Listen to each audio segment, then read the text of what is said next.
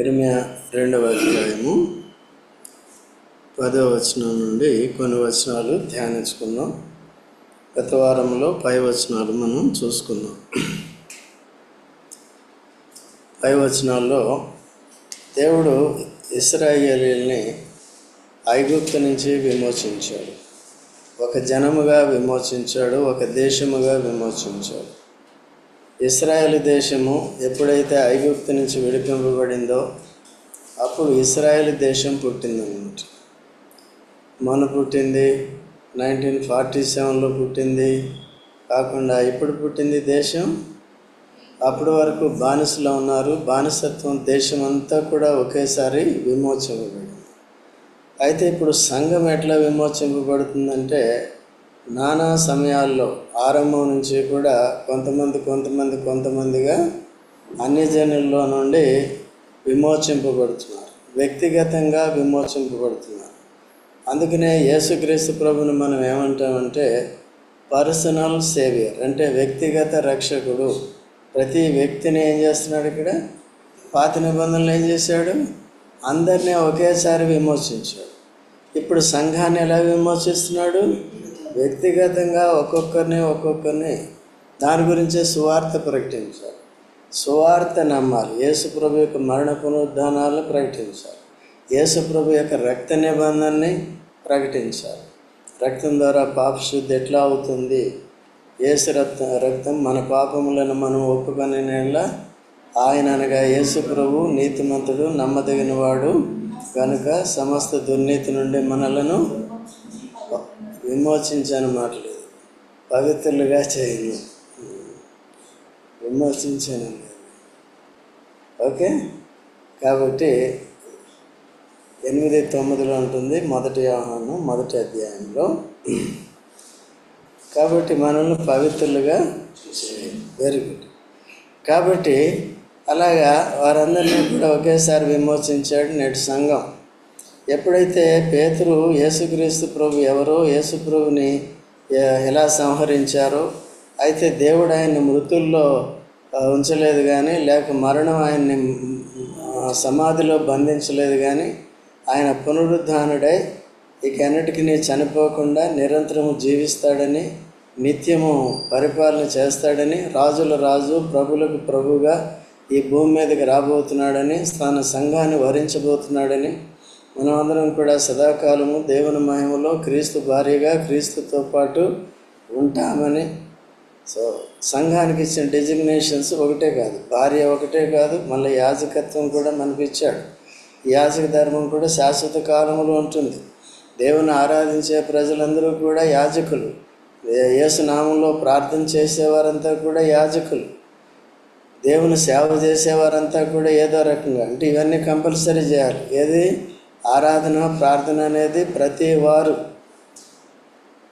నోరు ఒప్పుకోవాలి. యేసు ప్రభుని ఒప్పుకొని, యేసు ప్రభు నామాన్ని నమ్ముకొని కదా, యేసు నామం పేరిట ప్రార్థన చేయవాడెవరు వారు ఏమవుతారంట? రక్షింపబడతారు. ఎక్కడుంది? రోమా చూడండి, రోమా 10:15 చదవండి. రోమా 10:15 త్వరగా చదవండి. 14 యేసునామమును ప్రార్థించిన వారెవరు? 13 ఎందుకనగా యేసు ప్రభు నామమును బట్టి ప్రార్థన చేయవారు వాడెవడో వాడు రక్షణ. వ్యక్తిగతమే కదా, వాడెవడను వారెవరు? వాడెవడో రక్షణ. యేసునామం. ఎందుకు యేసునామాన్ని బట్టి ప్రార్థన చేస్తే రక్షింపబడతాడు? యేసు ప్రభు రక్షకుడిగా వచ్చాడు, మనల్ని రక్షించడానికి తాను శిక్షింపబడ్డాడు, రక్తము కార్చాడు, మరణాన్ని జయించాడు. యేసు తప్ప వేరొక రక్షకుడు లేడు భూమి మీద కానీ, భూమి కింద కానీ. ఆకాశంలో ఉన్న సింహాలు సూర్యచంద్రులకి తూర్పు తిరిగి నమస్కారం చేసినా మనకు రక్షణ అనేది రాదు కదా. అందుకనే యేసుక్రీస్తు ప్రభునందు మరణ పునరుద్ధానాలందు విశ్వాసం ఉంచాలి. యేసు ప్రభుని ప్రభుగా, సొంత ప్రభుగా, రక్షకుడిగా అంగీకరించాలి. తర్వాత పాపాలు ఒప్పుకుంటే క్షమిస్తాడు. యేసు నామములో ప్రార్థన చేసేవారంతా ఏం పొందుతారు?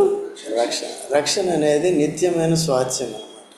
చూడండి, హెబ్రీయులకు రాసిన పత్రిక 1వ అధ్యాయము 14వ వచనం. హెబ్రీయులకు రాసిన పత్రిక 1:14 త్వరగా చదవండి.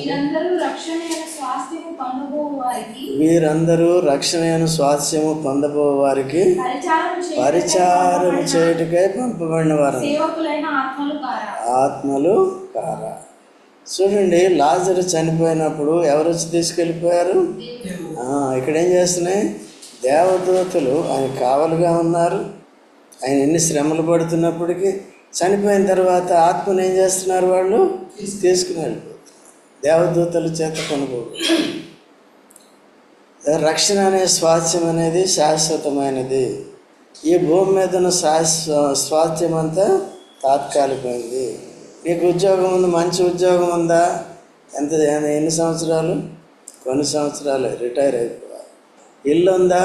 వదిలేయాలి. ఈ లోపల ఒళ్ళు ఉందా? వదిలేయాలి కదా. బక్కగా ఉన్న వదిలేయాలి, బలంగా ఉన్న వదిలేయాలి, ప్రతిదీ వదిలేయాలి. ఇక్కడ అన్నీ వదిలేయాలి. వెళ్ళేది ఏంటండి? ఆత్మ ఒక్కటే.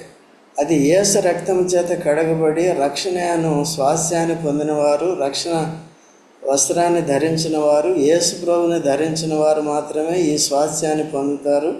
దేవదూతలు వారిని పరదేశికి కొనుగోతారు. ఓకే, ఈ నిరీక్షణ మనం కలిగి ఉన్నాం. ఇక్కడ ఇశ్రాయేలు యొక్క చరిత్రను మనం చూస్తున్నాం. ఇప్పుడు అది మనకి ఎలాగ వర్తిస్తుందో మనం కూడా జాగ్రత్తగా అర్థం చేసుకుని ఆ పొరపాట్లు మనం చేయకుండా చూడాలి. అంతేగాని బైబిల్ జ్ఞానం సంపాదించుకోవడానికి కాదు. నాకు అంతా తెలుసు, A to Z తెలుసు, ఆదికాండం నుంచి ప్రకటన దగ్గర తెలిస్తే ఏమైంది? తెలిస్తే అనుభవంలో పెట్టాలి. తెలిస్తే అనుభవంలో పెట్టి ఇతరులకు ఏం చేయాలి?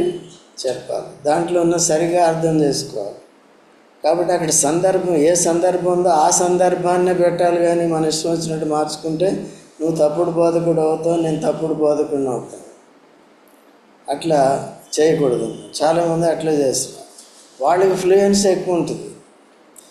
సో దాన్ని బట్టి అందరూ కూడా ఏమవుతున్నారు, ఈ రోజుల్లో మరీ ఈ వేషాలు ఎక్కువైపోయినాయి, అలంకారం ఎక్కువైపోయింది. అవి లేకుండా జాగ్రత్తగా ఉండాలి. ఓకే, చూడండి, ఇప్పుడు ఎన్నో వచనం స్టార్ట్ చేసాం? 10వ వచనం. కిత్తీల ద్వీపములకు పోయి చూడుడి, కేదారు నాకు దూతలను పంపి బాగుగా విచారించి తెలుసుకునుడి, మీలో జరిగిన ప్రకారం ఎక్కడైనా జరిగినదా. కిత్తీల ద్వీపములకు పోయి చూడుడి. ఆ ద్వీపవాసులు తమ దేవతల యందు ఎంతో భక్తి కలిగి ఉన్నారు. వారి ఆచారాల యందు ఎంతో నిష్ట కలిగి ఉన్నారు. వారి దగ్గరికి వెళ్ళి వారికి యెహోవాని నమ్ముకోమంటే నమ్ముకోరు. ఇప్పుడు కూడా క్రీస్తుని నమ్ముకోమంటే చాలా తక్కువ. ఎదిరించేవారు, బెదిరించేవారు, హింసించేవారు ఎక్కువ కదండి. అందుకనే యేసుక్రీస్తు ప్రభు చెప్పాడు, నేను అగ్నిని వేయటానికే వచ్చాను కానీ సమాధానమును కలుగ చేయటానికి రాలేదంటాడు. ఎందుకన్నాడు ఈ మాట? యేసుప్రభువే సమాధానకర్త. మన సమాధానార్థమైన శిక్ష యేసుప్రభువే శిలువలో భరించాడు. ఎందుకు ఆ మాట అన్నాడు అంటే, ఇంట్లో 4 మనుషులు ఉన్నప్పుడు, లేక ఇంట్లో 2 మనుషులే ఉన్నప్పుడు, భార్యాభర్త ఉన్నప్పుడు భార్య నమ్ముకుంటే భర్త హింసిస్తూ ఉంటాడు. ఒకవేళ భర్త నమ్ముకుంటే భార్య విగ్రహారాధికురాలు లేకపోతే నాస్తికురాలు అయితే భర్త విశ్వాసంలో కొనసాగితే ఉండదు. నేను మొదటిసారి 2010లో అమెరికా వెళ్ళినప్పుడు ఇక్కడలాగే అప్పుడు కొద్దిగా బలం ఉంది కాబట్టి శరీరంలో ఎక్కువ. మీటింగ్ అయిపోయిన తర్వాత ఎవరికి పునాది ఉండదు. ఎవరినైనా తీసుకురండి నా దగ్గరికి, పునాది ఉండదు. అక్కడికి వచ్చిన తర్వాత కూర్చోబెట్టి కొద్దిగా బలహీనంగా ఉన్నవారికి, లేదా వాళ్ళే డౌట్స్ అడగటానికి వచ్చేవారు కొంతమంది, అట్లా కూర్చోబెట్టి చెప్పేవాడు. కొన్నిసార్లు హిందూ కన్వర్ట్స్ కూడా వచ్చేవారు అన్నమాట. ఒక ఆయన, చాలామంది ఉన్నారు, ఒక బ్రదరు, ఆయన ఇప్పుడు ఆస్ట్రేలియాలో ఉంటున్నాడు.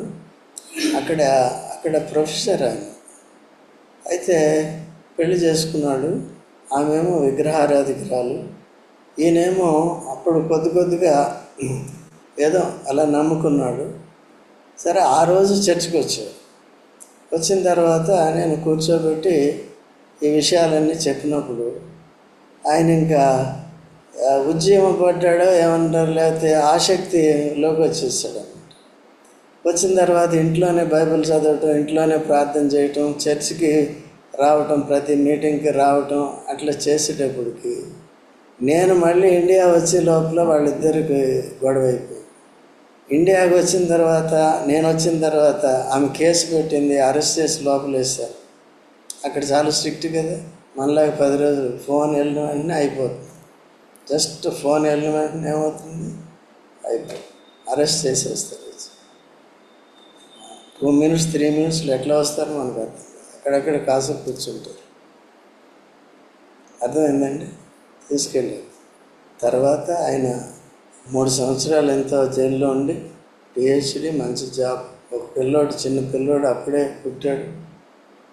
తర్వాత తాను ఇండియా వచ్చేసాడు. ఇండియా వచ్చిన తర్వాత నన్ను కలిశాడు. వచ్చి తర్వాత వాళ్ళ బంధువులకు సంబంధించిన చర్చికి వెళ్ళాడు. అక్కడ వాళ్ళు ఒక అమ్మాయిని చూసి మళ్ళీ పెళ్లి చేశారు. ఇంతవరకు పిల్లలు లేరు. మొన్నే 2 years బ్యాక్ మళ్ళీ ఆస్ట్రేలియాకి వెళ్ళాడు. దేన్ని పెట్టండి ఇది సమాధానం. అట్లా ఉంటాయి. దాన్ని కూడా తట్టుకున్నాడు. ఇది అందుకనే వ్యక్తిగత రక్షణ అని చెప్పాను. ఎటువంటి ఎంత కొండొచ్చి మీద పడిపోయినప్పటికీ కూడా దీన్ని ఏం చేయకూడదు మనం. ఆయన వదిలేశాడా?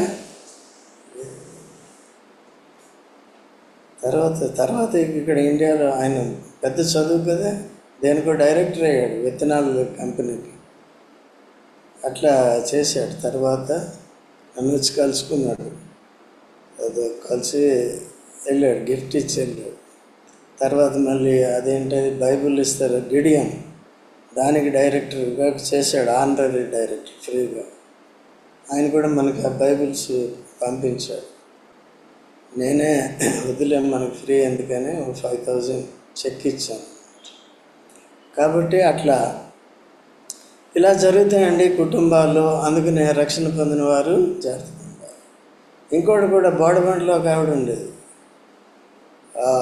బోడబండ కాదు, సనత్ నగర్ దగ్గర అదేంటది, అదేదో టెంపుల్ ఉంటుంది, మాంకాళి టెంపుల్, ఏదో సమ్ టెంపుల్, దాన్ని ఏదో బల్కంపేట్. థ్యాంక్ యూ మా సృజనకి మొత్తం సిటీ తెలుసు బాగా. బల్కంపేట్. కాబట్టి ఆ బల్కంపేటలో ఉండేది. సనత్ నగర్ చర్చ్కి వచ్చేది. ఆమె కూడా అంతే. ఆమె నమ్ముకుంది భర్త, వదిలేశాడు. ఆమెకి పోషణ ఇచ్చేవాడు కాదు. పిల్లలు కూడా వదిలేశారు. ఆడపిల్లలు కూడా ఆమె ప్రేమించేవారు కాదు. అయినా తనులు తింటూనే ఇంట్లోనే ఉండేదాన్ని. చివరికి కొన్ని సంవత్సరాలకి ఇక తట్టుకోలేక 10-15 ఏళ్ళకి నేను తర్వాత ఇక్కడికి వచ్చేసాను. అట్లా చేశారు. సో ఆమె నిలబడింది. అంతవరకు కూడా ఏం చేసిందండి, భర్త వదిలేశాడు, పిల్లలు వదిలేశారు, ఎన్ని కష్టాలు అనిపించింది. తిను దేనికండి? తన రక్షణ, దేవుడిచ్చిన రక్షణ, ప్రాణం పెట్టి ఇచ్చిన రక్షణ విలువ ఎంత. అందుకనే యేసుప్రభు చెప్పాడు, ఒకడు తన ప్రాణాన్ని సంపాదించుకుంటే ఏమవుతుంది, దాన్ని ఒకడు తన ప్రాణాన్ని పోగొట్టుకుంటే నిత్య జీవాన్ని పొందుతాడు. ఆత్మరక్షణ, నిరంతరం ఉండే జీవాన్ని, తాత్కాలిక జీవాన్ని కొన్ని అందరికీ పెట్టడి పరీక్ష. నెమ్మదిగా ఉన్నప్పుడు మనం నిర్లక్ష్యంగా ఉంటాం. ఆ నిర్లక్ష్యమే ఒక దేవత. వాక్యం నేర్చుకునే దగ్గర, వినే దగ్గర, ప్రార్థించే దగ్గర, ప్రార్థన దగ్గరికి వచ్చే దగ్గర, సమాజంగా గడిపేది ఎక్కువ నేర్చుకోవాలి. ఓకేనా? ఎట్లాగో ఆ ప్రత్యక్షత పోయిందనమాట, ఇండివిజువాలిటీలోకి వెళ్ళిపోయింది. ఇప్పుడు అందుకనే సంఘం యొక్క ప్రత్యక్షం మనందరికీ కూడా కావాలి. మనమంతా ఎవరమండి? సంఘములో అంగాలు. సంఘాన్ని దేనికి పోల్చాడు? ఒక మానవ శరీరానికి పోల్చాడు. మానవ శరీరంలో అంగాలన్నీ కలిసి ఉంటాయో వేరువేరుగా ఉంటాయి. ఒక చేతిని కట్ చేస్తే ఏమవుతుంది? అవుటోడ్ అయిపోతాడు మనిషి. అవుటోడ్ అంటే తెలుసు కదా, అంగహీనుడు అయిపోయాడు. ఆ తగ్గిన అదేమవుతుంది?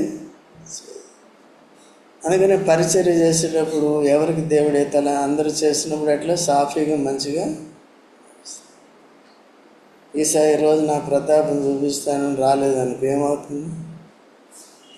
అది మనుషులు కాదు, కానీ మనం ఏంటంటే దేవుని ఆత్మనే దుఃఖపరిచేవారు. అందుకని జాగ్రత్తగా ఉండాలి. జాగ్రత్తగా ఆరోగ్యాన్ని కూడా ఏం చేయాలి? కాపాడు. ఇవన్నీ చేసుకొని చేయాలి. సో మాకు దేవుడిచ్చిన ప్రత్యక్షత ప్రకారం లేఖన భాగాలను బట్టి విపరీతమైన విధానంలో కాకుండా మీ అనుకూలతను బట్టి నెమ్మదిగా నడిపిస్తున్నాం కదండి. చూడండి ఎట్లా నడిపిస్తున్నాం నెమ్మదిగా. కాపురి పరిచర్య ఏంటి అనేది మీకు అందరికీ అంతకుముందు చెప్తాం, మళ్ళీ ఒకసారి చెప్తాం. యెషయా గ్రంథం 40వ అధ్యాయం 11వ వచనం చదవండి. త్వరగా పైన కూర్చోమ్మా, శోభం పైన కూర్చోండి. గొర్రెల కాపరి వలె యేసుక్రీస్తు ప్రభు ప్రధాన యాజకుడు మందల కాపరి అయ్యండి, ప్రధాన కాపరి అయ్యండి. ఎట్లా నడుపుతాడంట? మేపును నడుపును. గొర్రె ఎలా నడుపుతాడంట? తన ప్రజల్ని గొర్రె మందల వలె మంద వలె నడుపుతాడు. గొర్రెల కాపరి వలె. గొర్రెల కాపుని గుర్తు చేసుకోవాలి ఎట్లా నడుపుతాడు. అది అక్కడ పిక్చరైజేషన్లోకి వెళ్ళాలి. గొర్రెల కాపరి ఎట్లా మేపుతాడమ్మా? సొంత గొర్రెలు ఉంటే ఎంత శ్రద్ధ తీసుకుంటాడు కదా. చదవమ్మా, నెమ్మదిగా చదువు. చూసారండి, బాహుతో గొర్రె పిల్లలు ఏం చేస్తాడు? నడవలేని వాటిని తర్వాత రొమ్మును ఆయించుకొని మోసుకుని వెళ్తాడు. తర్వాత పాలిచ్చి వాటిని ఏం చేస్తాడండి? మెల్లగా. అందుకని మీరు చిన్నపిల్లలు ఉన్నా ఇంకా వాళ్ళు పాలు తాగుతున్నా నన్ను కొద్దిగా అట్లా అర్థమైందండి. వాళ్ళని కూడా గద్దిస్తామా? ఓకే. ఆ తర్వాత లేదమ్మా, అంతేనా? కాబట్టి గొర్రెల కాపరి ఈ జంతు గొర్రెల్ని ఏ రీతిగా కాపరి పోషిస్తాడో నడిపిస్తాడో చూసుకోవాలి. కాపరి ముందుగా వెళ్తాడు. ఓకే.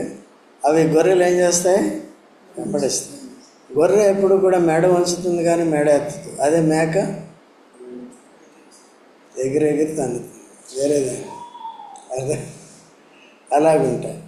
కాబట్టి మంచి నీళ్ళు అయితేనే తాగుతాయి కదా. ఈనాడు విశ్వాసులు ఏ నీళ్ళు తాగుతారు?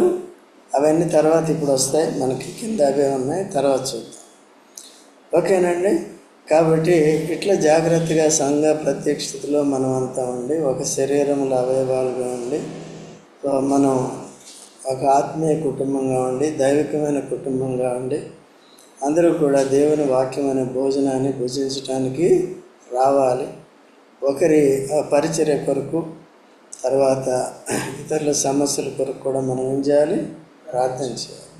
కేవలం వారు భౌతిక మేలు పొందాలని కాదు, కానీ ఆ ఆటంకం ద్వారా నుండి విడుదల పొంది వారు వాక్యాన్ని నేర్చుకుంటూ వారు కూడా దేవుని సేవ చేయాలని మనం చేయాలి. ఓకే అండి. అందుకనే బైబిల్లో కూడా యేసు ప్రభు ఎందరినైతే స్వస్థపరిచాడో వారందరూ ఏం చేశారండి? వెళ్ళిపోయారా? లేదు, వెంబడించి నన్ను వద్దే అని ఊర్లో సాక్ష్యం చెప్పుకోండి, నేను వెంబడి వస్తానంటాడు. అది దెయ్యాలి. ఆ 10 మంది కుష్ఠరోగుల్లో ఎంతమంది? ఒకటే వచ్చారు. 10 మంది స్వస్థత పొందారు, 9 మంది వెళ్ళిపోయారు. వాడి సంగతి ఏంటి మరి? మళ్ళీ ధర్మశాస్త్రానికి లింక్ అయిపోయారు. అందుకని ఆత్మ శిక్ష తప్పించుకోలేదు. అయితే ఇంకొక ఆయన వచ్చి ఆరాధన చేసి యేసుప్రభుతో సంబంధ బాంధవ్యాలను స్థిరపరచుకున్నారు. ఓకే అండి. సో ఇలా చాలా జాగ్రత్తగా ఉండాలి.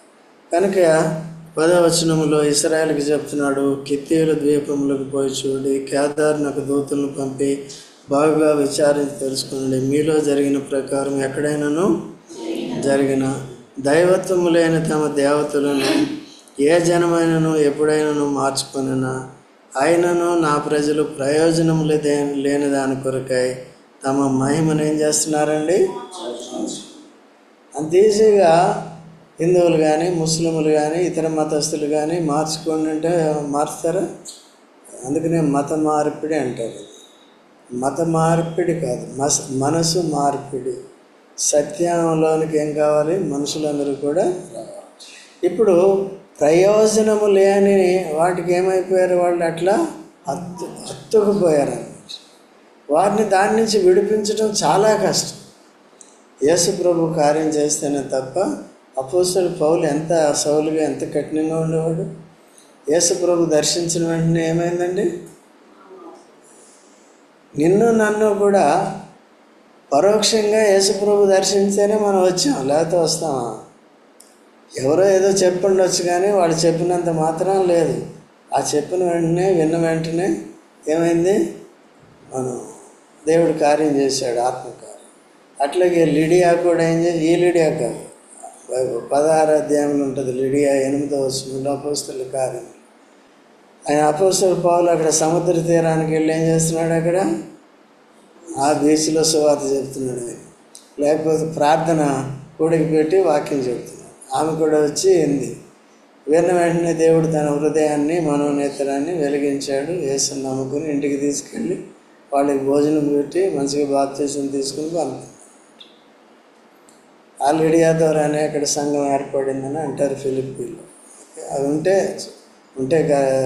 నేర్చుకోవచ్చు, లేని దాన్ని మనం అవసరం లేదు. మొత్తానికి ఆమె ప్రముఖురాలు అయిపోయింది కదండి ఆత్మీయ జీవితం. సో అట్లా ఉండాలన్నమాట. కానీ మనం కూడా తెలియని విగ్రహారాధన కూడా మనం చేసే అవకాశాలు ఉంటాయి. తెలియని విగ్రహాలు ఎట్లా ఉంటాయి?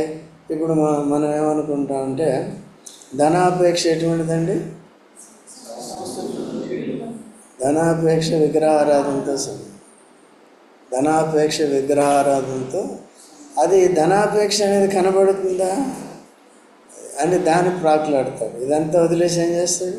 ఒక యవనస్తుడు 19వ అధ్యాయం మత్తయి సువార్తలో తీనవసరం లేదు, యేసు ప్రభు దగ్గరికి వచ్చాడు యవనస్తుడు. ఆయన ఎవరు? ధనవంతుడు.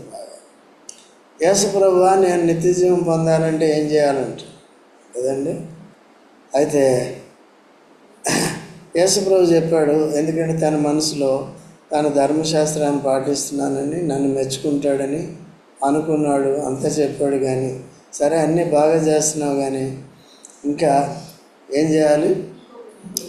దాన్నే అనుసరించని చెప్పలేదు. అది నీ డబ్బుని బీదలకు ఇచ్చేసి నన్ను వెంబడించన్నా. ధర్మశాస్త్రాన్ని పాటిస్తున్నా, దాన్ని వెంబడించొద్దు. తల్లిదండ్రులు సన్మానించు, వ్యభిచారం చేయొద్దు, ఇదేది విగ్రహారాధన చేయొద్దు అని బాగానే చెప్పాడు కంఠస్థం చేసి. మళ్ళీ ఈయనేం చెప్పాడు? ధనం ఒకటి విధిపెట్టి మళ్ళీ అక్కడికి వెళ్ళమని చెప్పాడా? లేదు. అవి ఈనాడు కూడా ఈవెన్ సండే స్కూల్లో కూడా ఇవే నేర్పిస్తారు కొంతమంది. ఆ ధర్మశాస్త్రం దగ్గర నుంచి ఎక్కడ తీసుకురావాలి మనం? యేసు ప్రభువు నమ్ముకున్న తర్వాత దానికంటే ఎక్కువ అవి కనబడే విగ్రహాలు, కనబడిన విగ్రహాలను కూడా వారికి బోధించాలి. మనం కూడా బోధింపబడాలి. అర్థమవుతుందండి? మీటింగ్కి రాము, ప్రార్థనకి రాము అంటే ఏం చేస్తున్నామండి? ఏదైతే చేస్తాం అంటే ఉద్యోగం చేయొద్దని నేను చెప్పట్లేదు. ఇప్పుడు మన అఖిల చెప్పింది ఏమన్నా డేవిడ్ ఉన్నాడంటే షిఫ్ట్ వేరు. కొంతమంది రావట్లేదు, ఈ 3 వీళ్ళని వాళ్ళ షిఫ్ట్లు వేరు అనమాట. అయితే నెమ్మదిగా సిద్ధపరచాలి. సరే నీ షిఫ్ట్ లేదు, వేరు లేదు, వాక్యాన్ని కంపల్సరీ నేర్చుకోవాలి. అర్థమవుతుందండి? సంఘములో సరైన రీతిగా పోషించాలి. మన పరిస్థితులు మనకు తెలుసు. నేను కూడా ప్రత్యక్షతతో సేవ చేయాలి, ఇవన్నీ కూడా నేర్పించాలి. ఏమన్నా తీసుకొచ్చాం, ఆదివారం వస్తారు అప్పుడప్పుడు, ఎవరో ఏం తెలియదు, ఏదో చెప్పేసి వెళ్తారు. అందుకని వాళ్ళకి ఈ మధ్యన వాళ్ళకి ఏం పేరు పెట్టారంటే గెస్ట్ స్పీకర్ అని పెట్టారు. గెస్ట్ వచ్చి ఏం చేస్తాడు? సరే, కొన్నిసార్లు లేదు, కొన్ని విషయాలు. అయితే మన సంఘముగా కావలసిన కాపురత్వం కూర్చున్న మన స్థితి ఏంటి, సంఘం ఏంటి, మనం చేయవలసిన పద్ధతి ఏంటి, ఇక్కడ సూపర్విజన్ అనేది ఉంటుంది. ఓకేనా? కాబట్టి ఇప్పుడు ఒక కంపెనీ ఉంది, వంశీ కంపెనీ ఉంది, లేకపోతే మీ అందరి కంపెనీలు ఉన్నాయి. CEO ఉంటాడు కదా. CEOకి వర్క్ ప్లేస్ గురించి అక్కడేం పెద్దగా తెలియదు. అందుకని అక్కడేం పెడతాడు, మేనేజర్ని పెడతాడు, డిప్యూటీ మేనేజర్ని పెడతాడు, సూపర్వైజర్ని పెడతాడు. సూపర్వైజర్ ఏం చేయాలి, చూస్తే కూర్చోవాలా, అన్నీ అట్లా ఉంది కదా. అట్లా మన CEO ఎవరు, మనల్ని ఏం పెట్టాడు ఇక్కడ, సూపర్వైజర్, చూసుకోవాలి సార్. మీరు మీ ఇష్టం, పర్వాలేదు. అర్థమైందండి? అట్లా లేదు. ఒకటి పాస్టర్ అనేవాడు మెప్పు కోరుకోడు. మీ దగ్గర మెప్పు అది లంచం లాంటిది. మీ దగ్గర డబ్బు కోరుకోకూడదు. నేను అందుకనే ఏమన్నా ఉంటే దాంట్లో వేయండి అంతే, జేబులో పెట్టే పని లేదు. అర్థమవుతుందండి? రెండవది, అందుకనే చూడండి గలతీయులకు రాసిన పత్రిక 1:10 చూడండి. అపోస్తలుడు పౌలు మన ఎగ్జాంపుల్. నేను మనుషుల దయను సంపాదించుకొని చూచుచున్నానా, దేవుని దయను సంపాదించుకొని చూచుచున్నానా? నేను మనుషులను సంతోషపెట్టగోరుచున్నానా? నేను ఇప్పటికీ మనుషులను సంతోషపెట్టు వాడనైతే క్రీస్తు దాసులను కాకయే పోదు. అందరూ దేవుని దాసుడు అనుకుంటారు. మనుషులను సంతోష పెడుతున్నారు, దేవుణ్ణి సంతోష పెట్టట్లేదు. దైవికమైన విధానంలో సేవ చేయకపోవచ్చు. మనం ఒక్కళ్ళమే అని కాదు, కానీ ఉంటారు, చాలామంది ఉంటారు. బట్ కొంతమంది అయినా కూడా ఈ కోవలోకి వస్తారు. అయితే పౌలు ఎటువంటి వాడు, అంతకుముందు చూసాం నిర్గమాకాండంలో 32వ అధ్యాయం తీయనవసరం లేదు. 2 సేవకులు ఉన్నారండి, మోషే ఉన్నాడు, అహరోన్ ఉన్నారు. ఎవరు ఎటువంటి వారు? ఆయనేమో స్ట్రిక్ట్గా ఉంటాడు. ఎవరు? దేవునికి ప్రజలకి మధ్యవర్తిగా ఉంటాడు. బలహీనలైనప్పుడు కూడా వారి కొరకు విజ్ఞాపన చేశాడు. వారికి బోధించి సరిగ్గా నడిపించే విధానంలో దేవునికి అనుకూలంగా నడిపిస్తాడు మోషే. దేవుడు చెప్పినట్టు చేసే ప్రజలకు కూడా చెప్తాడు నిబంధన అంతా. అయితే అహరోన్ ఏం చేసి ఒత్తిడికి లొంగిపోతాడు అన్నమాట. లొంగిపోయే వారిని ఏం చేశాడు, విచ్చలవిడిగా తిరగనిచ్చాను. 32:25 అట్లా ఉంటుంది. అయితే ఇప్పుడు మన దగ్గర కూడా ఆదివారం ఇంతమంది వస్తారు. కాపురత్వానికి లోబడిన వారు చాలామంది ఉన్నారు. ఆత్మీయ జీవితం అక్కడి వరకే ఉంటుంది. సో కాబట్టి అందుకనే యేసుప్రభు 12 మందిని చేర్చుకున్నాడు. సరే, ఆయన సంఖ్య ఎక్కువ తక్కువ చేర్చుకోవడానికి లేదు. ఎందుకంటే పాత నిబంధనలో యాకోబు గోత్రాలన్నీ గోత్రికులను 12. దానికి అనుగుణంగా ఏం చేశాడు, కొత్త నిబంధనలో కూడా 12 చేశాడు.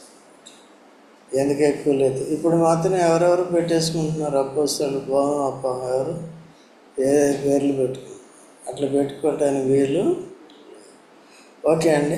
సో కాబట్టి ఇక్కడ ఇశ్రాయేలుకి దేవుడు ఏం చెప్తున్నాడంటే, అన్ని జనులు చూడండి, అక్కడికి వెళ్ళి చూడండి, మీ పట్టణాల్లో చూడండి, మీరేం చేస్తున్నారు ఇక్కడ కదా, విగ్రహాలను చేసుకుని ఏం చేస్తున్నారు.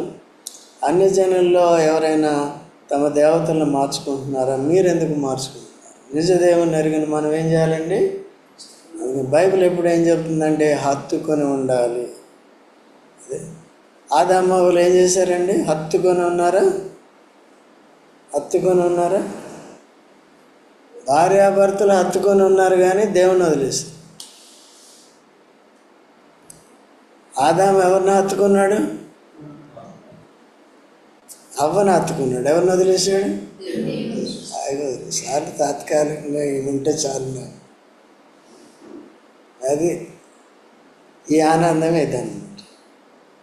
అదే భార్య, కొన్నిసార్లు విశ్వాసులు కూడా భర్త గురించి, భార్య గురించి, పిల్లల గురించి, దేవుని సన్నిధిని వదిలేసే వాళ్ళు చాలామంది ఉంటారు.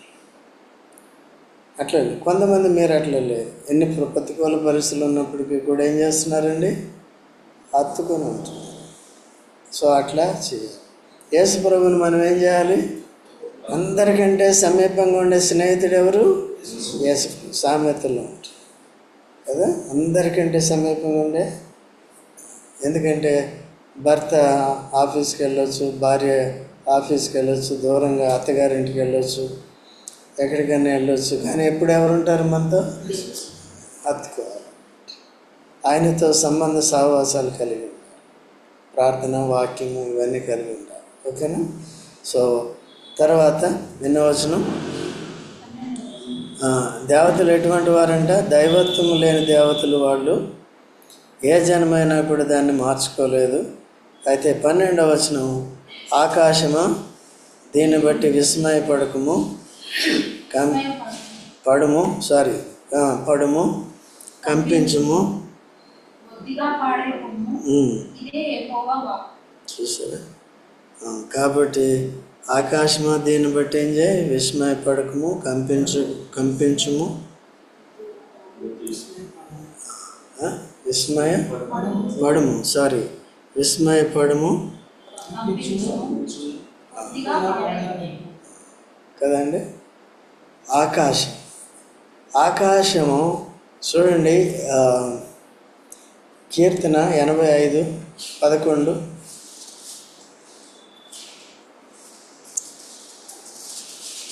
కీర్తన 85, భూమిలో నుండి సత్యము మొలుచును, ఆకాశంలో నుండి ఏం పారచూస్తుందండి? అందుకని కీర్తనాకారుడు, ఆకాశం మందు నీవున్నావు, పరమందు నీవున్నావు, భూమి మీద నేను. ఇక్కడ అందుకని హెబ్రీ 12వ అధ్యాయంలో 22వ వచనం, 28వ వచనంలో కూడా ఇంతవరకు మీరు భూమి కంపించటం చూశారు, కానీ ఇక ఏమవుతుందంటే ఆకాశం కూడా కంపిస్తుంది. నక్షత్రాలన్నీ రాలిపోతాయి, ఆ దినం రాబోతుంది. భూమి ఆకాశం ఏమవుతుందండి? గతించిపోతుంది. ఎందుకు? ఇది దేవునికి ఉపయోగకరంగా లేదు.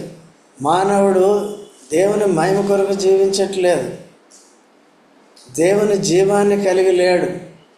కాబట్టి ఇష్టానుసారంగా చేసి దేవునికి రోషాన్ని కలిగి చేస్తున్నాడు. అయితే ఎరిగిన మనము ఇటువంటి దానికి మనం ఒడిగడితే ఏమవుతుంది? అందుకని ఎవరిని హత్తుకోవాలండి? ఎవరిని హత్తుకున్నాం, దేన్ని హత్తుకుంటున్నాం అనేది చూడాలి. ఓకే అండి? దేన్ని హత్తుకున్నాం? ఇప్పుడు రాలేదనుకోండి, దేన్ని హత్తుకున్నారు? కొంతమంది టీవీని హత్తుకున్నారు, కొంతమంది భోజనాన్ని హత్తుకున్నారు, కొంతమంది మంచాన్ని హత్తుకున్నారు, కొంతమంది దేన్నో హత్తుకున్నారు. సరే, అర్థమవుతుందండి? అవన్నీ కూడా తప్పు. అయితే ఒకవేళ ఉద్యోగం ఉందనుకోండి, సరే వెళ్ళు, కానీ భక్తి నిలుపుకో. వచ్చిన తర్వాత కొద్దిగా టైం తీసుకుని వాక్యాన్ని విను, ఏముందో. అప్పుడు మనసు అనేది ఏమవుతుంది? మారుతుంది. మనసులో వాక్యం ఏం కావాలి? ఫలించాలి. ఈ వారంలో ఏం చెప్పాము, ఎవరికి తెలియకుండా, ఏం లేకుండా మనకి వాక్యం ఎలా ఫలిస్తుంది చెప్పండి? మనలో విత్తనాలు చల్లకుండా మొక్కలు రమ్మంటే ఎక్కడి నుంచి వస్తాయి? విత్తనాలే చల్ల. నేను చదువుకున్నాను, నువ్వు చదువుకున్నది చెప్పు, నాకు చూద్దాం ఏం చెప్తావు. నువ్వు చదువుకున్నది చెప్పు డైరెక్ట్గా. అర్థమవుతుందని దేవుడు మాట్లాడటం డైరెక్ట్గా అప్పుడప్పుడు మాట్లాడాలి. ఓకే, కొంతమంది చెప్తారు, అనుభవం ఉన్నవాళ్ళు కొంతమంది చెప్తారు. అయినప్పటికీ కూడా ప్రత్యక్షతో కూడిన వాక్యం మనం నేర్చుకోవాలి. ఉన్నట్టుగా ఏం చేయాలండి? నేర్చుకోవాలి. తర్వాత చదవమ్మా. ఎన్నండి? మనం ఎన్ని చేసాము? నా జనులు ఎన్ని చేశారు? నేనెన్ని చేశాను? అది చూసుకోవాలి. నా జనులు 2 నేరములు చేసి ఉన్నారు. ఏంటిది?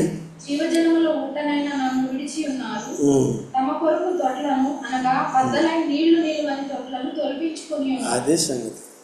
నా జనులు ఏం చేశారండి? జీవజలముల ఊటనైన నన్ను. దేవుడు జీవజలముల ఊట. తర్వాత వారికి భౌతికమైన నీళ్లు కావాలన్నా బండను చీల్చి ఏం చేశాడు? సముద్రమంత విస్తారమైన జలాన్ని ఇచ్చి వారి దప్పికను తీర్చాడు. ఈనాడు మన ఆత్మీయ దప్పిక తీర్చడానికి వాక్యం అనే జీవజలాన్ని మనకేం చేస్తున్నాడు? ఇస్తున్నాడు. సమరయ స్త్రీ తన దగ్గరికి వచ్చినప్పుడు ఏమైపోయిందండి? తన ఆకలి దప్పులు తీరిపోయినాయా లేదా? తన ప్రకృతి సంబంధమైన నీళ్ళ కుండ పక్కన పెట్టిందా లేదా? అంతకుముందు ఆ కొండ ఒకటే ఆమెకి. ఇది ఆత్మీయ జీవితం తెలియనే తెలియదు.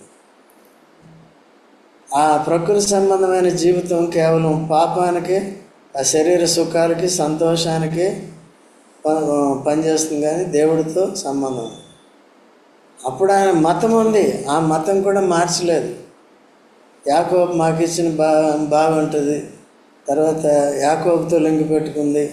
ఇంకేముంటుంది? యోహాను సువార్త 4వ అధ్యాయం తర్వాత చదువుకోండి, మీకు తెలిసిందే. తర్వాత ఇంకేముంటుంది? మా పితరులు ఈ కొండ మీద ఆరాధన చేస్తూ ఉంటారు. అయితే మీరేమో యెరూషలేములో ఆరాధన చేయాలి అంటారు అని ఆమె చెప్తుంది. చూడండి, ఆమె అటువంటి స్త్రీ అయినప్పటికీ ఎంత ఈ చరిత్ర గుర్తుందో చూడండి. మనకి ఎన్నిసార్లు, మీరు పర్లేదు కొంతమంది ఎన్నిసార్లు విన్నా కొంతమంది ఏమవుతారండి, మర్చిపోతారు. అందుకని మీకు ఏంటంటే నెక్స్ట్ ప్రేయర్ చేసినప్పుడు దాంట్లో ఈవెన్ చదువుకున్న వెంటనే ప్రేయర్ చేయాలి. దావీదు అట్లే చేసేవాడు కదా, ధ్యానించచ్చు, ప్రార్థించు, వాక్యాన్ని ధ్యానించి దాంట్లో ఉన్న దాన్ని బట్టి ప్రార్థన చేసి తన సమస్యను బట్టి ఆ వాక్యానికి వాగ్దానాలు గుర్తు చేసుకుంటూ దాన్ని బట్టి ఆ సమస్యకు అనుగుణంగా పెట్టి ప్రార్థన చేసేవాడు. తర్వాత అప్పుడు యేసుప్రభు చెప్తాడు, అమ్మ అది కాదు ఇది కాదు, నీ కొండ కాదు, యెరూషలేములో కాదు, ఇప్పుడు ఎక్కడ? ఆత్మతోనూ. కొండ మీద విగ్రహాలు పెడతారు మీరు, కొండ మీద ఆచారాలు చేస్తారు మీరు, అక్కడ కూడా జంతు బలులు అర్పిస్తున్నారు యెరూషలేములో. ఇవన్నీ బంద్. ఇప్పుడు ఏం చేయాలి? ఇప్పుడు నేను మీ పాపాన్ని పరిహారం చేస్తాను, మీకు ఇక్కడి నుంచి జీవజలం ఇస్తాను. జీవజలం అంటే నిత్య జీవం ఇచ్చే మాటలు అన్నమాట. అందుకనే పేతురు ఏమంటాడు 6వ అధ్యాయంలో యోహాను సువార్తలో, నిత్య జీవం గల మాటలు ఎవరి దగ్గర ఉన్నాయి? అదే జీవజలం. అలా ఇప్పుడు సువార్త అనేది జీవజలం ఆరంభమైంది. అనుదినము కూడా ఆ రోజు నుంచి కూడా మనం వాక్యాన్ని ఏం చేస్తున్నాం? వింటున్నాం. అది ఇంకా బలపరచడానికి, స్థిరపరచడానికి, యేసుప్రభుని హత్తుకుని జీవించడానికి ఈ వాక్యము మనం నేర్చుకోవాలనే ఆసక్తి, తపన అనేది ఉండాలన్నమాట. ఓకే, ఈ ధన్యత మనకు వచ్చింది. గ్రహింపు లేకుండా చాలామంది, అర్థమవుతుందండి? అట్లా కొన్ని సంఘాలు కేవలం ఆదివారం చెప్పేసి వదిలేస్తున్నారు, మిగిలిన రోజులు లేవు. కొంతమంది నా దగ్గరికి వచ్చారు, అంకుల్ మేము ఈనాడు యవనస్తులంతా కూడా అటు డైవర్ట్ అయిపోతున్నారు. ఏం కావాలి? కుర్చీలు కావాలి, కంఫర్ట్ కావాలి, వేషాలు కావాలి, కొద్దిగా కలర్ఫుల్గా ఉండాలి, మంచిగా ఫ్యాషనబుల్గా ఉండాలి, మ్యూజిక్ బాగోవాలి. సరే, మంచిదే అది, సరే మీ ఇష్టం. అయితే అంకుల్ మేము సండే అక్కడికి వెళ్తాం, బట్ మిగిలిన కోడికలకి, బైబిల్ స్టడీకి, ప్రేయర్ మీటింగ్కి ఇక్కడికి వస్తామంటే వద్దమ్మా అన్న, అక్కడ లేదు అంకుల్, మరి మీ ఇష్టం. మా మాటలు లేకుండా చెప్పాను, అదే ఇప్పటికీ చెప్తాను. అయితే ఏదైనా వేరే పరిస్థితులను బట్టి ఉంటే పరిస్థితి సరిగా అర్థం చేసుకుని దాన్ని బట్టి చెప్తాం, పరిష్కారం కూడా ఉంటుంది. అంతేగాని అక్కడ ఇక్కడ చేసేది. కాబట్టి ఇశ్రాయేల్ ఏం చేస్తున్నారంటే అబద్ధ బోధకులు చెప్పే మాటలు నమ్ముతున్నారు కానీ కదా, యెహోవా ప్రవక్తలు చెప్పే వాక్యాన్ని ఏం చేయట్లేదు వారు. ఇర్మీయా గ్రంథంలో అదే జరిగింది, తర్వాత చూసుకో. ఓకేనా? నేటి దినాల్లో కూడా వాక్యం చెప్పే వారందరూ కూడా ఆ సందర్భం అన్ని బట్టి శరీర సంబంధంగా కాకుండా దాన్ని ఆత్మీయంగా చెప్తేనే వినండి, లేకపోతే లేదు.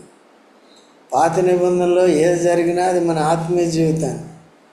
ఆమె కూడా బోధ చేసింది యేసుప్రభుకి. ఎవరు? ఆ స్త్రీ, సమరయ స్త్రీ.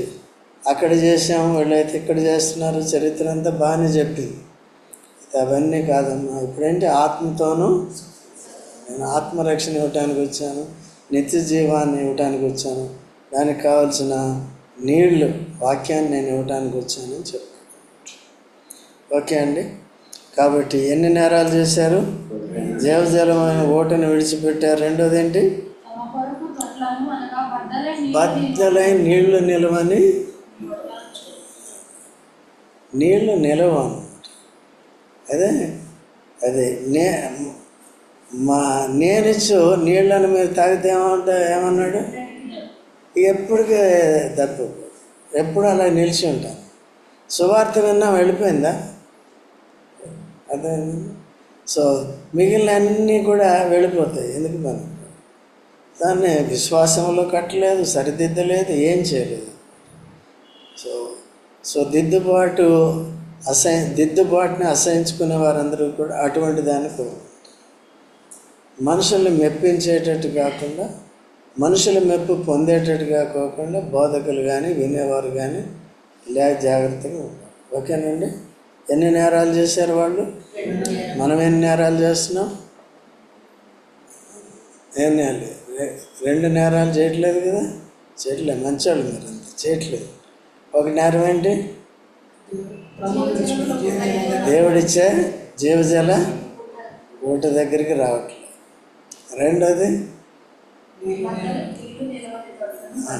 అది న్యూస్ పేపర్ చదువు. న్యూస్ పేపర్ ఏమైంది? రేవంత్ రెడ్డి అవన్నీ కొట్టాడు. అది ఎందుకండి మనకి? ఎందుకు అది లేకపోతే ఆ పాస్టర్ ఏదో ఎందుకండి అవన్నీ? మనలో ఏం కావాలి? నిలవాలి. ఏమి నిలవాలి? నా యందు మీరు, మీ యందు నా వాక్యము నిలిచి ఉండాలి. అబాయిడింగ్ అని మనం విన్నాం కదా.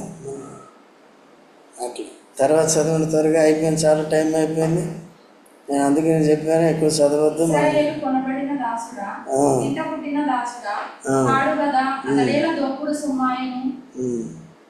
పదమసింహములు వాని పైని కొబ్బరి పెట్టెను గర్జించెను.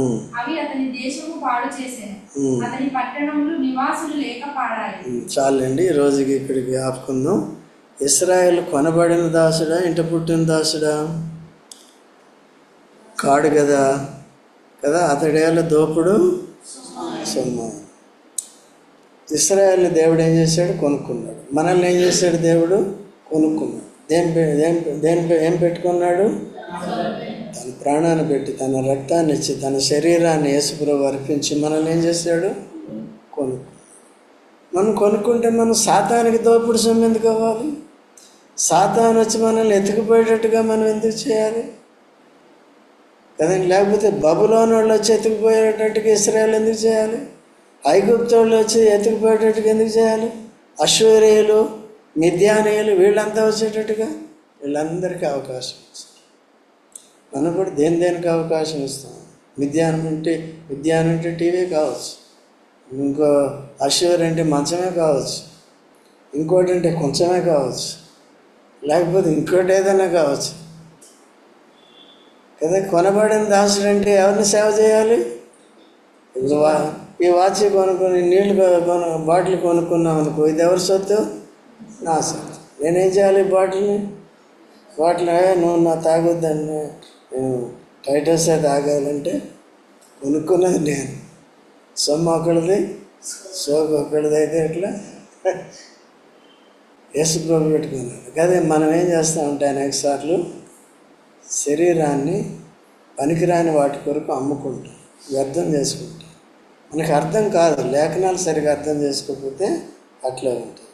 కాబట్టి ఇంకేం కొదమ సింహాలు అంటే అవే. ఎవరండి? ఈ లోక విషయంలో బలమైన రాజులు వచ్చి వాళ్ళు ఏం చేశారు? ఎత్తుకుపోతూ వచ్చారు. సో మన బలమైన సింహం ఎవరంటే ఇప్పుడు సాతాను. కాబట్టి వాడికి చోటు ఇవ్వకుండా, లోకానికి చోటు ఇవ్వకుండా శరీరాన్ని అదుపులో పెట్టుకుంటూ జాగ్రత్తగా ఉందాం, ప్రార్థన చేసుకుందాం.